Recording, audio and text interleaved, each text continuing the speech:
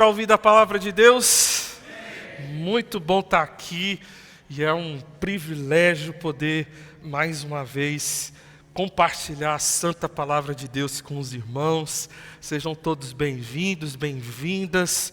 Deus tem sido muito bom. Eu já não sei qual é o domingo consecutivo que a gente tem recebido visitantes aqui pela primeira vez. Já desde o começo de outubro a gente tem vindo todos os domingos recebido a visitantes aqui pela primeira vez. Deus tem sido muito bom, gente se convertendo, gente chegando, gente nova, gente voltando.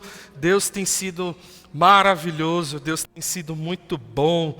A nossa reação deve ser de louvor, de adoração, de alegria, de celebração por esse Deus maravilhoso que tem deixado a gente fazer parte daquilo que Ele está fazendo nesse lugar. Semana passada a gente estreou essa nova série. Se você não ouviu a primeira mensagem, eu convido você a passar no nosso canal do YouTube. Inclusive agora está mais prático ainda, o Sérgio tem feito os recortes só das mensagens dos nossos cultos, então você encontra lá no nosso canal do YouTube, Igreja Batista Castro Alves, somente as mensagens e também o culto inteiro, para quem gosta de ouvir os louvores em casa, né? Enquanto você arruma a casa, enquanto você faz alguma coisa, bota lá para ouvir as músicas também. Fique à vontade. Sem dúvida nenhuma, o Natal é uma época do ano muito esperada, né? Mesmo diante de um cenário caótico como nós estamos vivendo no mundo, parece que tudo muda quando chega o Natal. As decorações, as luzes, as músicas, as comidas, as festas de confraternização. Semana passada a gente teve a confraternização dos homens e ontem teve a confraternização das mulheres aqui, né? Foi bênção, mulheres? Foi bom demais? Amém. A mulherada, olha, a mulherada não brinca em serviço, gente. Foi cada presente que eu vi lá em algumas fotos que a Ângela tirou. Olha, deu aquela santa inveja. Quem sabe ano que vem os homens fazem também um amigo secreto assim, a gente troca presente, né? Aí a gente troca aqueles presentes que a gente gosta, né? Camisa de time, sabe? Chuteira, essas coisas assim que homem gosta, né? Jogo de videogame, negócio de computador, né? Não? Quem sabe ano que vem a gente faz também isso daí, né? As decorações, as luzes, as músicas, tudo isso torna o Natal uma época muito especial do ano. E as histórias? Como é gostoso ouvir uma boa história.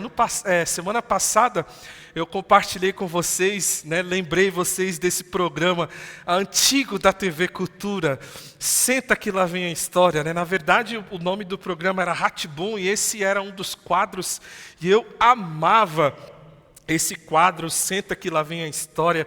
Essa mulher, ela aparecia com vários objetos assim, incríveis, e ela começava a contar a história e eu viajava. Enquanto ela contava a história, eu ficava ali imaginando tudo, era muito legal. Histórias são importantes. Conforme a Universidade Federal de Minas Gerais, as histórias ela têm um poder muito importante no desenvolvimento das culturas. E, além disso, o ato de ouvir e de contar histórias contribui muito para o desenvolvimento do pensamento crítico das pessoas. Mas por que contar e ouvir histórias é tão importante?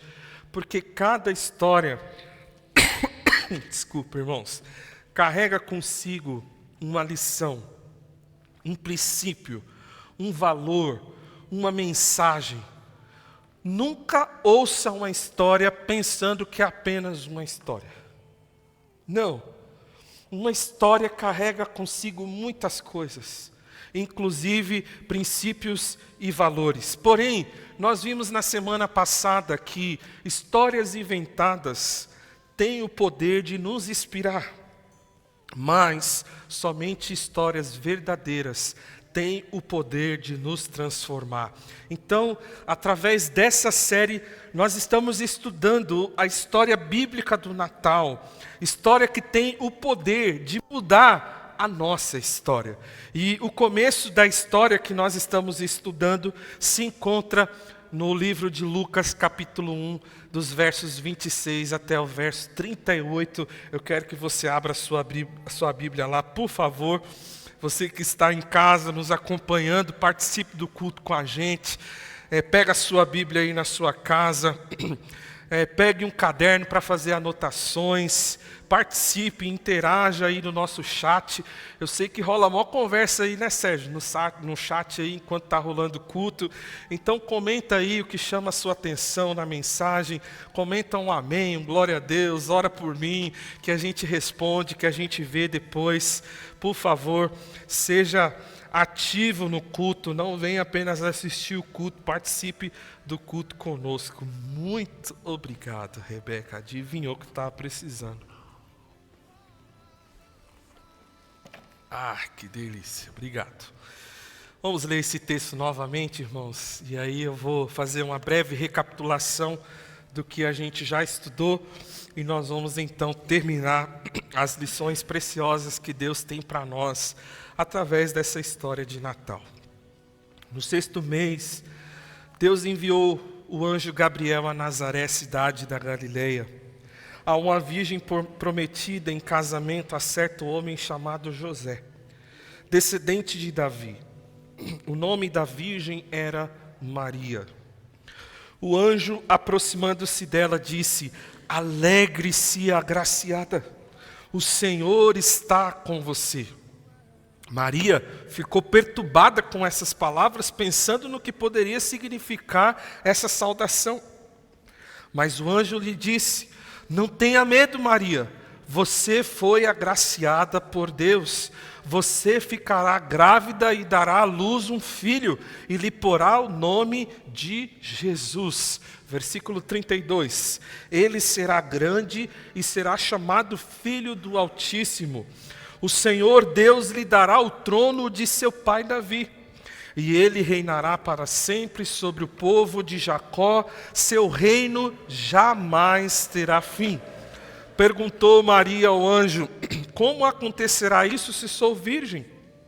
O anjo respondeu: "O Espírito Santo virá sobre você, e o poder do Altíssimo a cobrirá com a sua sombra. Assim, aquele que há de nascer será chamado Santo Filho de Deus." Versículo 36. "Também Isabel, sua parenta, terá um filho na velhice. Aquela que diziam ser estéril já está em seu 6º mês de gestação, pois nada é impossível para Deus." Respondeu Maria: "Sou serva do Senhor, que aconteça comigo conforme a tua palavra." Então o anjo a deixou.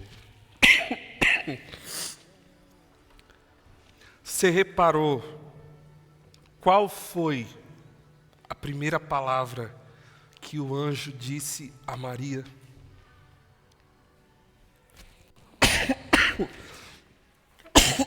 Desculpa, irmãos, eu estou me recuperando de uma gripe bem forte que eu peguei essa semana. Então talvez eu vou ter que precisar dar umas tossidas aqui. Vou dar o meu melhor para não tirar a atenção de vocês. Vamos lá. Nós aprendemos que essa palavra, ela significa alegrar-se enormemente, tornar feliz, animar, contentar, gratificar, satisfazer, saltar de alegria. Porém, há um conceito que muito nos chamou a atenção nessa palavra, que é uma alegria calma e equilibrada. E o que isso significa? Significa que a alegria que o anjo desejava a Maria não era fruto de uma euforia. O anjo não desejava a Maria uma alegria que é fruto de um sentimento de prazer momentâneo, irmãos. O anjo não desejava a Maria uma alegria baseada em sexo, dinheiro ou poder. O anjo desejava a Maria uma alegria completa, verdadeira, grande, forte, ilimitada, atemporal, ultra circunstancial, uma alegria que não vem do dinheiro, das drogas, das festas, mas uma alegria que vem dos céus, uma alegria divina, uma alegria que vem de uma fonte inesgotável. O anjo está dizendo a Maria: alegre-se, Maria, alegre-se, pois há motivos para você sorrir, há motivos para você se encantar, há motivos para você não desistir, há motivos para você seguir em frente, há motivos para você viver, há motivos para você se animar, há motivos para você ser grata, Maria, há motivos para você saltar de alegria. Irmãos, a gente viu na semana passada que nós corremos o tempo todo atrás dessa alegria. Há quem diga que a alegria é o grande alvo das pessoas que vivem no mundo contemporâneo. É em busca da alegria que a gente estuda, que a gente trabalha, que a gente desenvolve amizades, que a gente se casa, que a gente tem filhos. Se eu fizer isso, se eu fizer aquilo, talvez eu serei feliz. Irmãos, nós somos convencidos de que a alegria é algo que a gente procura e a gente encontra quando a gente se dedica, quando a gente se esforça. Mas olha só que interessante, a alegria foi produzida no coração de Maria por conta de um movimento intencional de Deus em sua direção. A alegria verdadeira não é resultado da força do seu braço. Se eu estudar, se eu fizer tal curso, se eu me formar nessa faculdade, se eu casar, se eu ter filhos. A alegria plena não vem do nosso esforço.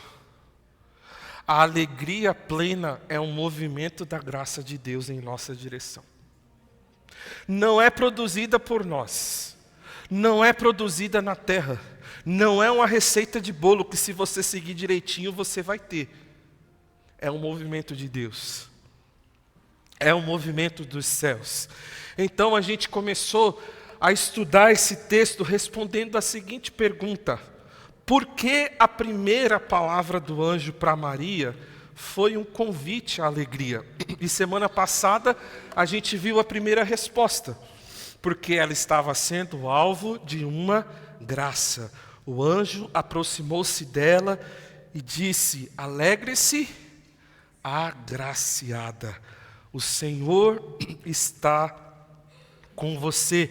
E a gente viu que a graça nesse texto é que um Deus todo-poderoso, santo, justo e bom, decidiu se aproximar de uma mulher pecadora, imperfeita e limitada como Maria.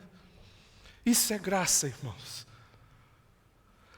Deus decidiu se aproximar de nós, mesmo nós sendo pecadores e inimigos dele.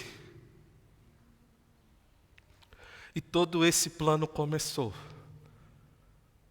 quando ele veio através de Jesus, numa virgem. A palavra agraciada significa tornar aceito, ser altamente favorecido.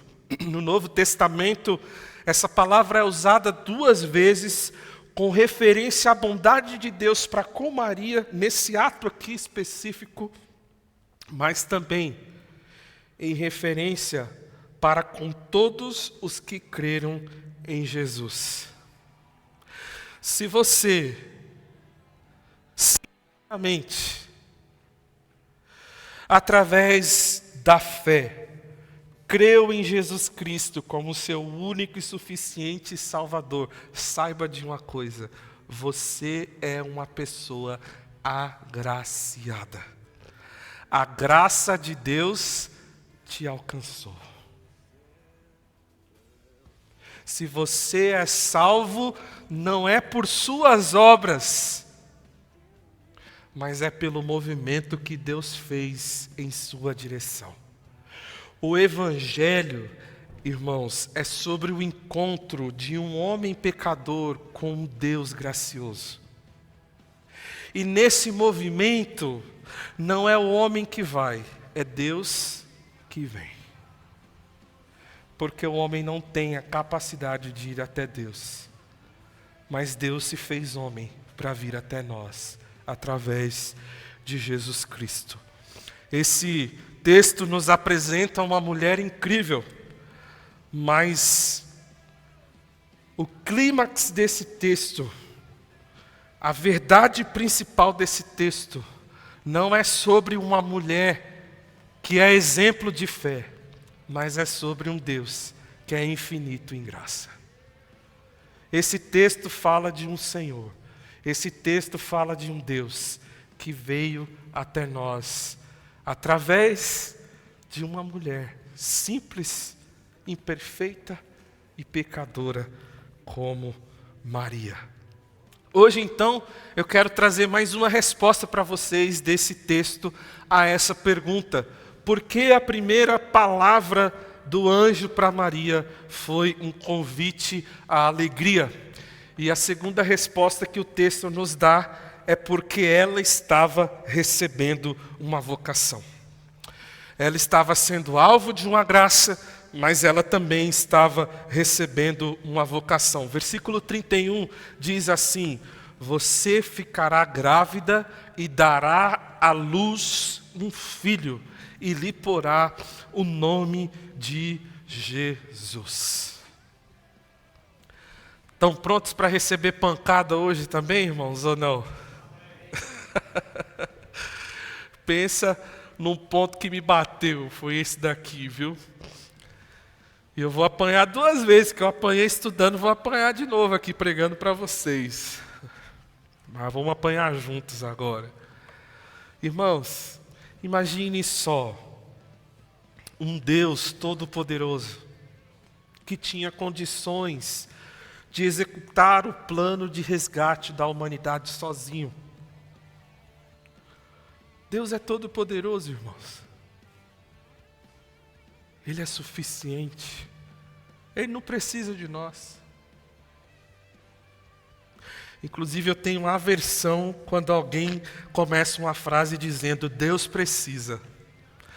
Quando alguém começa uma frase assim, eu já me preparo para ouvir uma heresia. Deus não precisa de nada. Deus é autossuficiente. Ele é o Todo-Poderoso. Quem precisa de alguma coisa somos nós. Mas esse Deus Todo-Poderoso, que tinha condições de executar o plano de resgate da humanidade sozinho, ele decide usar uma menina, limitada, imperfeita, pecadora e totalmente improvável, como Maria. Eu chamo a sua atenção para o fato que no primeiro século, irmãos, a gente precisa mergulhar no contexto histórico, cultural, gramatical, para a gente conseguir tirar as lições mais preciosas do texto. E eu quero te lembrar que no primeiro século as mulheres não eram honradas, as mulheres não eram tratadas como realmente deveriam ser. Até hoje tem algumas culturas que ainda são assim. As mulheres são apenas objetos para os homens. Por isso, Maria era uma improvável de Deus. Primeiro, porque ela era uma mulher. E naquela cultura as mulheres não eram tão importantes. Outra coisa que vale a pena a gente lembrar é que Maria era de Nazaré. E naquela época, Nazaré tinha uma péssima fama em toda a região. De Nazaré não vem coisa boa, era o que as pessoas diziam. É por isso que quando Jesus, um pouco mais para frente, nos evangelhos, Jesus Cristo, ele é identificado como Nazareno. Este é Jesus, o Nazareno. E aí alguém pergunta: vem alguma coisa boa de Nazaré? É a pergunta que fazem. Então, irmãos, Maria é de lá. É a mesma coisa quando a gente vai para uma entrevista lá no centro da cidade e a gente fala: eu sou do Grajaú. O pessoal olha para nós e fala: ixi, Grajaú, lá das quebradas do Grajaú, eita, nós, negócio lá não é muito bom não, né? Pois é, irmãos. Conhecido como o bairro mais populoso de São Paulo, da cidade de São Paulo, um dos mais perigosos também. Quando a gente fala que é do Grajaú, o pessoal já olha pra gente assim, né? Grajaú era a mesma coisa. Nazaré. Além disso, eu não sei se você sabia dessa informação, mas, irmãos, para muitos estudiosos bíblicos, teólogos, Maria, ela tinha apenas entre 12, no máximo, 15 anos de idade. Ela era uma adolescente. No máximo 15. Mulher de Nazaré, adolescente. Alguém dá crédito para uma pessoa assim? Se coloca naquele cenário. Quem é você para falar alguma coisa? Quem é você para fazer alguma coisa de significante? Irmãos, o texto diz: você ficará grávida e dará à luz um filho e lhe porá o nome de Jesus. Em outras palavras, Maria, eu quero contar com você para salvar o mundo. Maria, eu quero contar com você para salvar o mundo. Você consegue imaginar isso? Mulher de Nazaré, adolescente. Deus olha para essa menina e diz para ela: eu quero contar com você para a gente salvar o mundo. Já imaginou Deus falando isso para você? Irmãos, a alegria que a gente tanto almeja, preste bem atenção nisso, também está ligada com a descoberta da nossa vocação. Vou repetir: a alegria que a gente tanto almeja, que a gente tanto busca, também está ligada com a descoberta da nossa vocação. Enquanto a gente lida com os desafios da vida sem o senso, sem a convicção de direção e propósito, a alegria se torna algo impossível.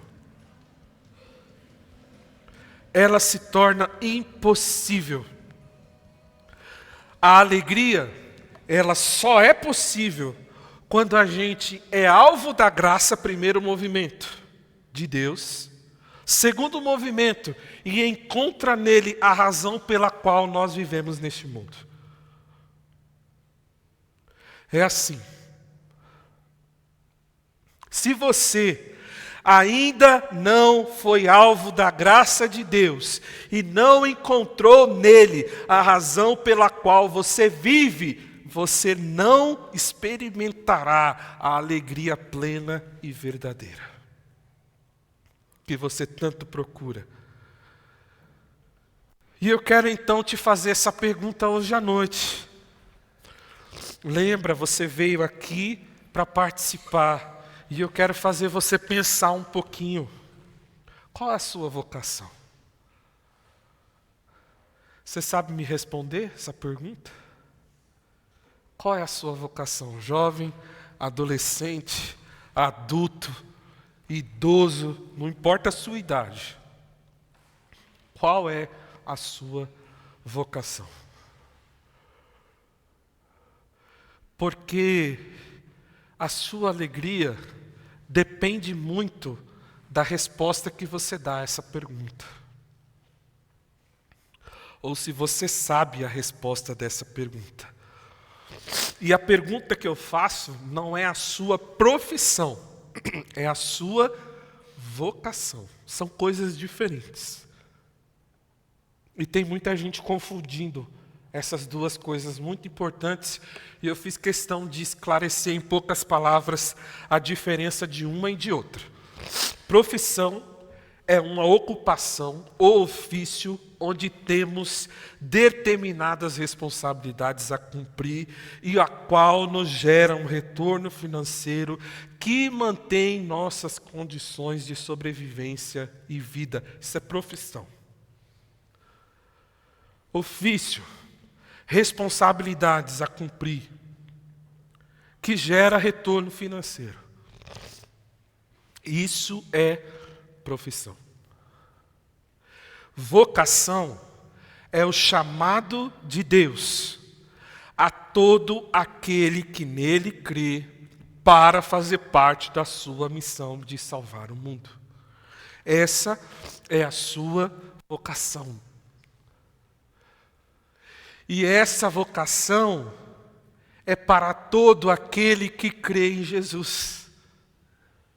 Não é um chamado específico para um pastor, para um missionário, para um evangelista, mas para todo discípulo de Cristo. Se você foi chamado para a salvação, você também foi chamado para a missão. Entenda isso hoje à noite. Vocação tem a ver com o que Deus está fazendo na história. Vocação tem a ver com esse movimento de Deus, com o qual eu me comprometo com os meus dons e habilidades que Ele mesmo me deu para transformar o mundo ao meu redor. Isso é vocação. Isso é vocação, irmãos. Portanto, a gente chega à seguinte conclusão: mais importante do que sua profissão é a sua vocação. Use sua profissão para cumprir a sua vocação. Não importa qual profissão você exerce, você pode usá-la para cumprir a vocação que Deus te deu. Vou dar um exemplo aqui, e eu vou dar esse exemplo, e eu nem pedi para ele permissão para eu dar, mas eu vou dar. Nós temos aqui o Cris, um grande profissional, gerente de um supermercado. Mas ele não começou como gerente, ele começou de baixo. E se ele alcançou essa função, é porque ele foi um bom funcionário. Agora, irmãos, eu chamo sua atenção para o seguinte: você já reparou quantas pessoas o Cris tem trazido à igreja através do seu trabalho? Através da sua profissão? Você já notou isso? Inclusive, uns dias desses eu fiz até uma brincadeira aqui. Falei, daqui a pouco o Cris vai fechar as portas lá do Boizão, vai trazer todo mundo para cá, fecha as portas, faz culto, aí todo mundo volta para lá, abre de novo o mercado. Daqui a pouco vai ter que fazer isso. E quantas pessoas, irmãos, que ele tem trazido aqui à igreja, têm se entregado a Jesus? Está vendo aquela família ali na última fileira? Falta o Arthur e falta a esposa do Carlos ainda. Está trabalhando, não veio porque está trabalhando. Entende que a gente pode usar a nossa profissão para cumprir a nossa vocação? Não importa que profissão você tem. Não importa os meios. Agora, eu quero chamar a sua atenção, e aqui para mim é incrível. Normalmente, irmãos, a gente pensa que cumpriremos a nossa vocação através de funções e atos extraordinários. Será que Deus vai me usar como um grande pregador? Será que Deus vai me usar como um grande pastor, um grande teólogo? Talvez um político, um empresário, um artista famoso, um músico.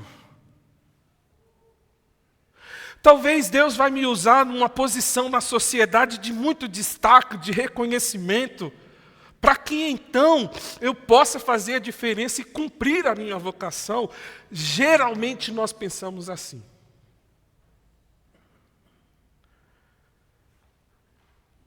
Mas não é isso o que a gente encontra na história de Natal da Bíblia.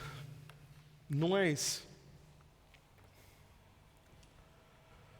A história de Natal que nós estamos estudando, irmãos, é uma história de uma vocação tremenda, mas através de uma função comum. As mulheres, e até mesmo eu ouso dizer, uma função desacreditada por muitas pessoas dos nossos dias.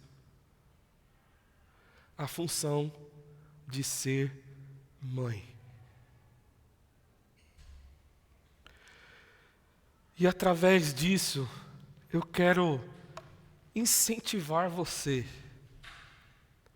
Considere o fato de que talvez você nunca será grande, mas terá a função de educar alguém que um dia será grande.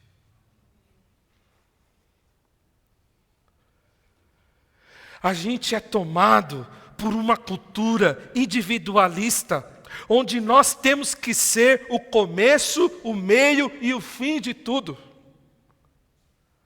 No caso de Maria, não foi assim. No caso dessa história de Natal, não foi assim. Maria tinha uma vocação excelente, mas essa vocação seria realizada através de algumas práticas ordinárias, comuns, simples.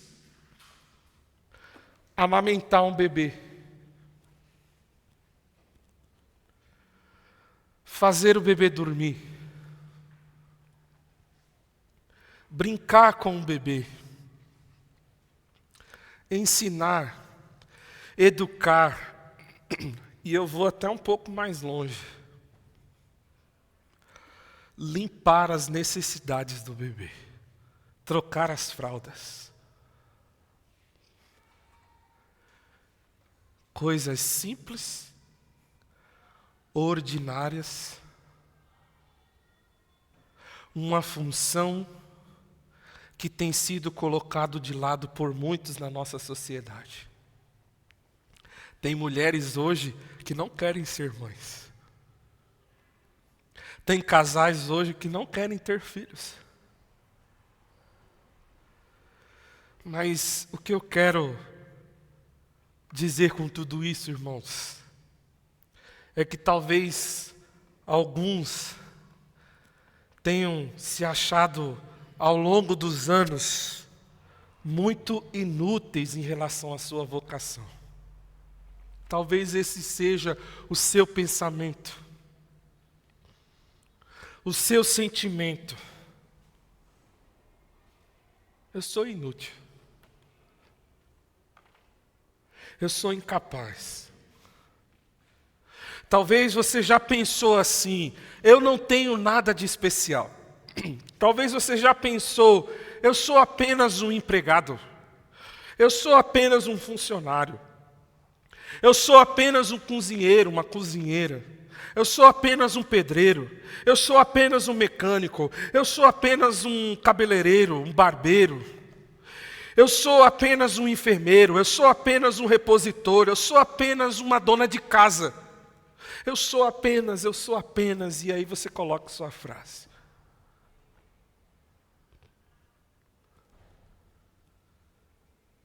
A você, que talvez chegou assim, com esse sentimento hoje nesta igreja, você que nos assiste em casa, e talvez está com esse sentimento no seu coração, de que talvez você é inútil.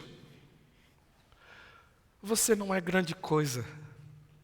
A você e a todos, eu tenho uma coisa muito importante para falar. Seja bem-vindo ao mundo de Maria. Seja bem-vindo ao mundo de Maria. O mundo onde o extraordinário é realizado através do ordinário. Através do pedreiro, através do padeiro, através do gari, através da empregada, através da diarista.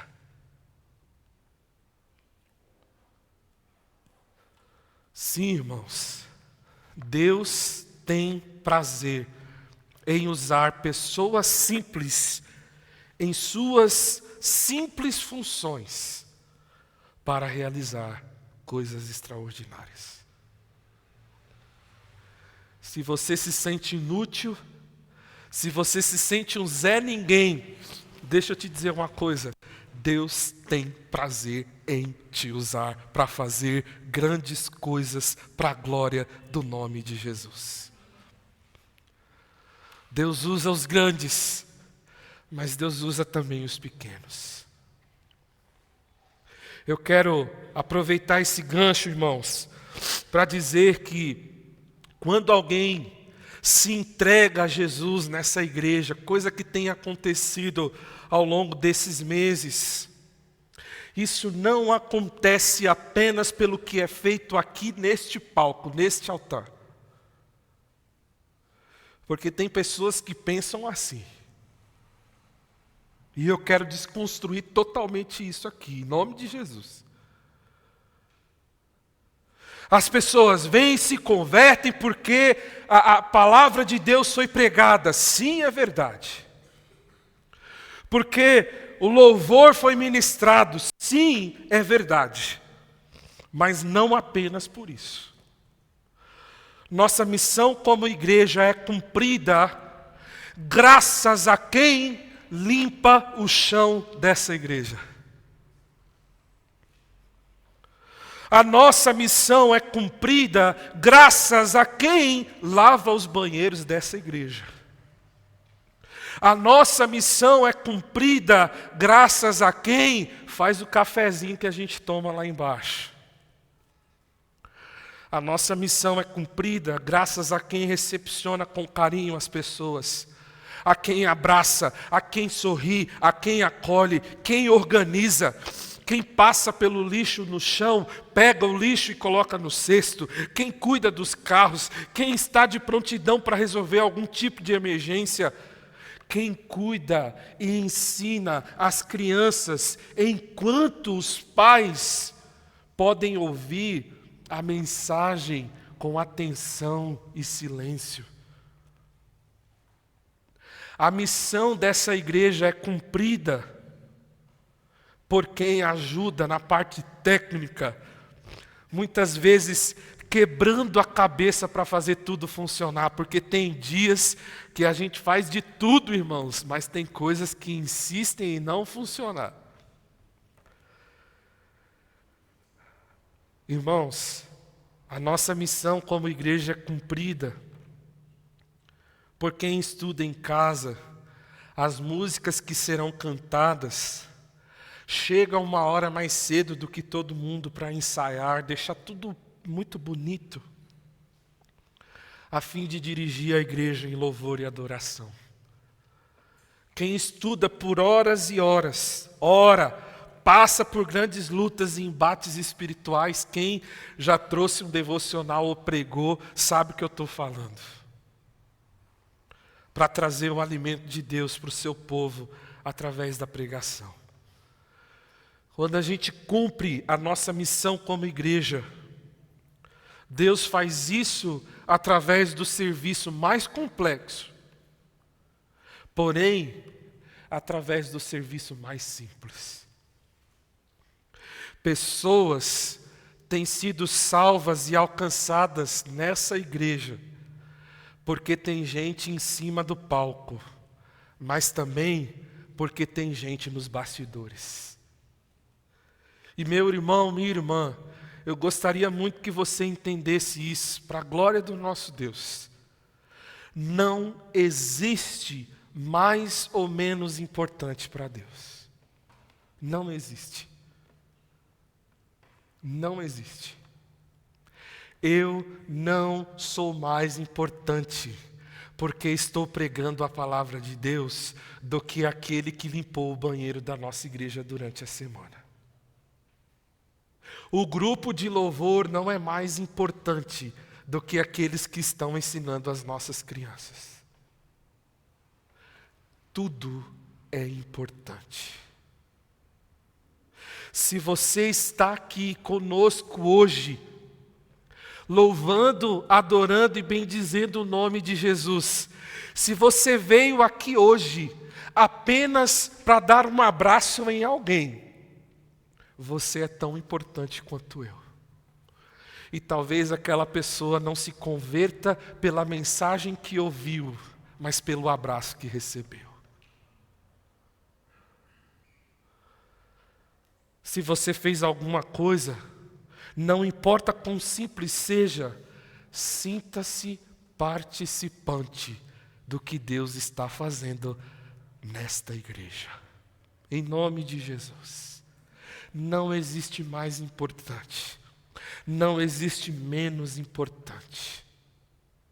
E meu irmão, se um dia eu for escalado para limpar o chão, para cuidar das crianças, ou até mesmo para ajudar no estacionamento, pode ter certeza de uma coisa: eu vou fazer o meu melhor, como se eu estivesse aqui em cima. Não existe mais importante. Os bastidores são super importantes. Só é possível isso aqui porque tem muita gente atrás. Porque tem muita gente embaixo. Certa vez o Senhor foi numa igreja que mais cresce, uma das igrejas que mais cresce no Brasil. E ele era totalmente cético, e era a primeira experiência dele numa igreja, e aquela igreja tinha como um dos princípios excelência. Essa igreja busca excelência em tudo que faz, inclusive nos banheiros. E essa igreja, ela prezava tanto pela excelência, que no banheiro dessa igreja tinha algumas placas falando sobre a missão da igreja, que era levar as pessoas a um relacionamento crescente com Jesus. É tudo sobre Jesus. E também no balcão do banheiro tinha um kit com Listerine para as pessoas usarem, com desodorante. É um negócio assim incrível, irmãos. Com uma pasta e uma escova de dente para quem precisasse.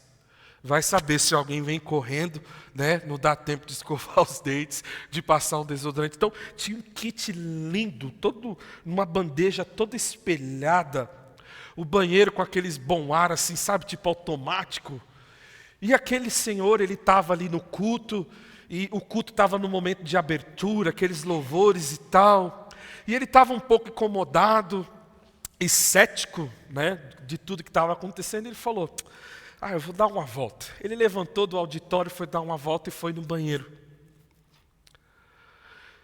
E ele chegou no banheiro determinado a ir embora. Ele falou: chega, já tá bom.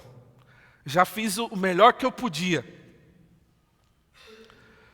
Mas quando ele entrou no banheiro, ele olhou aquele banheiro limpo, cheiroso, brilhando, o chão impecável.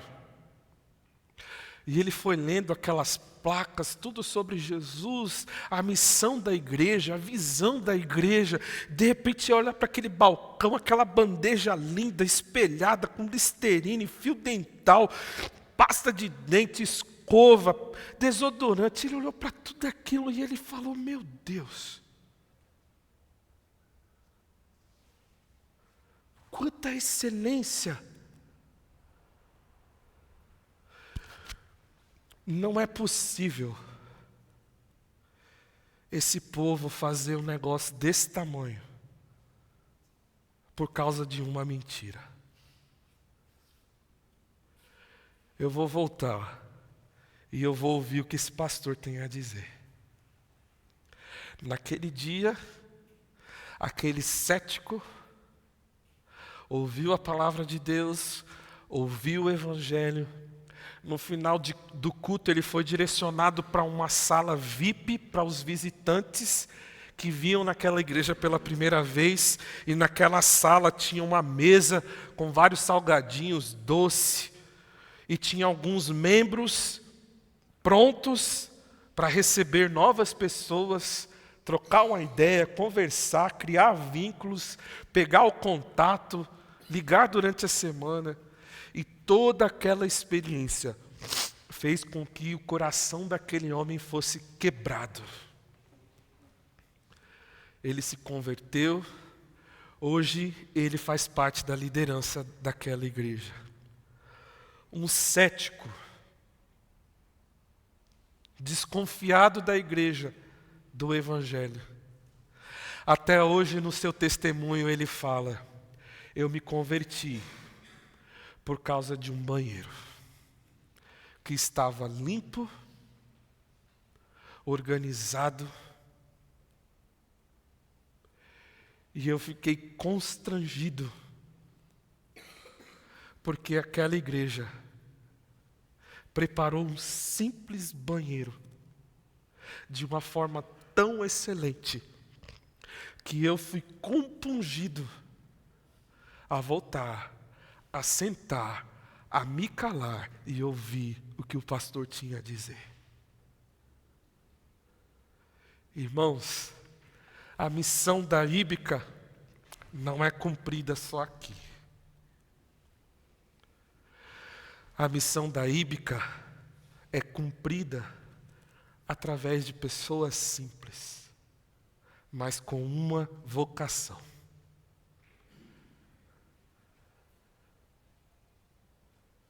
De participar da missão de Deus para transformar o mundo.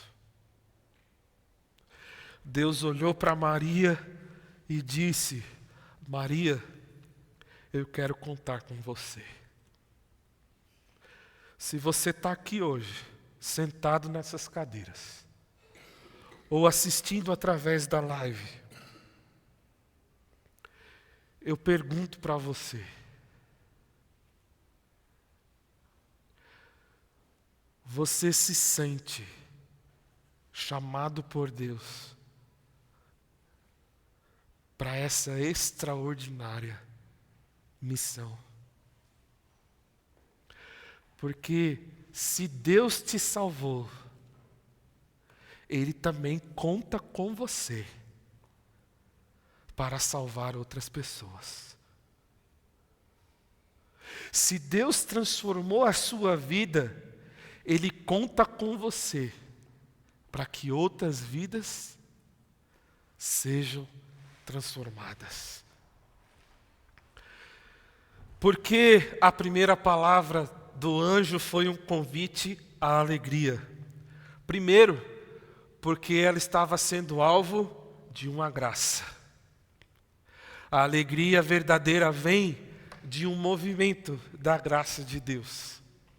Mas também porque ela estava recebendo uma vocação.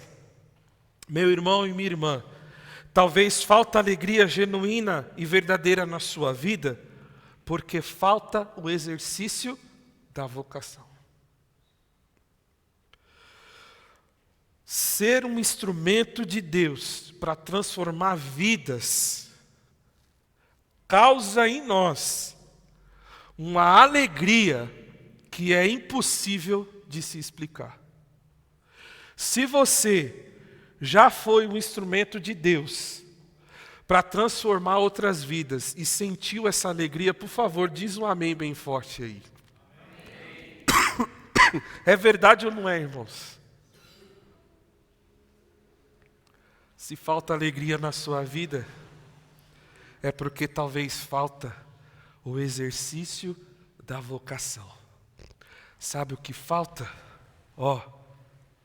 Regaçar as mangas e trabalhar. Através da sua profissão, do seu dia a dia. Aqui na igreja, desde aquele que ajuda no estacionamento, na limpeza, nas aulas, na parte técnica, com as crianças, na cantina, nos bastidores e aqui no palco. Talvez está na hora de você se levantar e dizer: Deus, assim como Maria, me usa, conta comigo para a missão de transformar esse mundo. A gente cantou: Santo, és incomparável, és inigualável, abre os meus olhos, Senhor, mostra quem tu és e enche-me com o teu coração e envia-me ao mundo. E daqui a pouco a gente vai cantar: vem o Senhor minha vida oferecer. Meu desafio para você: faça dessa canção a sua oração hoje, dizendo: Deus, eu quero experimentar dessa alegria, que não é fruto de euforia, que não é fruto de oba-oba, mas essa alegria inigualável que vem dos céus. Portanto, Senhor, vem em minha direção com a sua graça e conta comigo para essa vocação. Porque eu sou simples e comum, mas hoje eu entendi que o Senhor tem prazer em usar pessoas simples, em suas simples funções, para fazer o sobrenatural. Quero encerrar com o nosso refletir e praticar. A alegria que a gente tanto almeja também está ligada com a descoberta da nossa vocação. Você já entendeu isso? Você já entendeu isso? Ficou claro qual é a sua vocação hoje? Segundo, independente das suas falhas, pequenez e limitações, se Deus te salvou, Ele também te vocacionou para transformar o mundo. Inclusive, quando nós somos salvos, Deus nos dá habilidades e dons para cumprir a missão que Ele tem para nós. Portanto, meu irmão, com todo respeito e amor que eu tenho a você, para de dar desculpas. Chega. Está ficando feio para o seu lado já. Basta a surra que a gente levou na série Amar e Servir. A gente já aprendeu tantas coisas sobre servir. Aí agora numa série de Natal, Deus usa o exemplo de Maria para você parar de dar desculpas. Mulher, adolescente de Nazaré. Deus usa quem Ele quer. Deus tem prazer de usar o simples para mostrar e para deixar bem claro que o poder não está em nós, o poder está nele. Terceiro e último, sirva com a certeza de que mesmo o serviço mais simples é usado para que o extraordinário de Deus aconteça. Talvez você está aqui nessa igreja e você pensa que as coisas mais simples são insignificantes, como limpar o banheiro.